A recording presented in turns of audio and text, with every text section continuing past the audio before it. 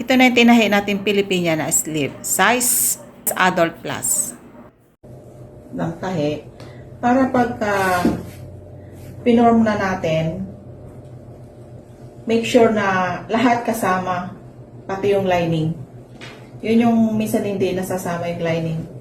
Kaya kailangan tahiin natin siya para sumama yung lining. Pag pinorm na natin yung mga plated niya. Maglalagay tayo ng interfacing natin, guys. Itong ginawa ko na sleeve, size adult ito, plus size. Bali, gumawa tayo ng 3 pares nito, guys. Itong nilagay ko naman na interfacing ay talagang napakatigas. Nilagyan ko na lang ng mga pin para pantay yung ating tela at saka interfacing pag tinahi natin.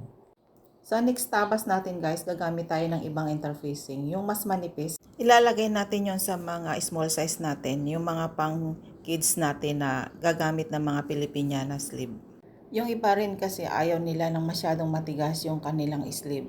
Gusto nila yung sakto lang. Gagawa rin tayo ng ganun, guys. Try natin yung mga iba-ibang interfacing kung saan yung mas maganda. Yung ganito kasi ginagamit ko, guys, mas maganda ito pag nilabhan mo. Pang matagalan na talaga yung ganito. Ngayon, sukatin natin, guys. Dito na tayo magsusukat. I-adjust na lang natin yung sa may armhole.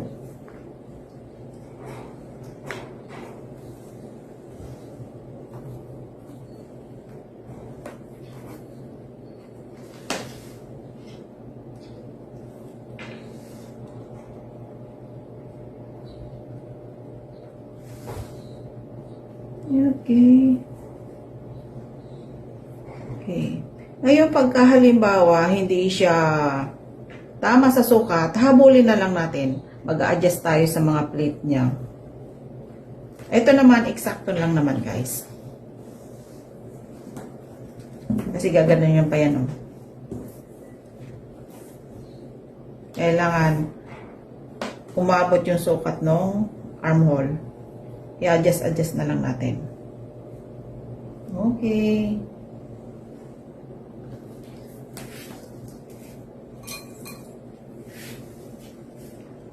Yung design natin, guys, ay pa-heart. Ito na yung finished product natin sa ating Pilipina na sleeve. Itong kulay cream. Gumawa tayo ng 3 pares nito, guys. Para pag may bumili, meron pa tayong reserba.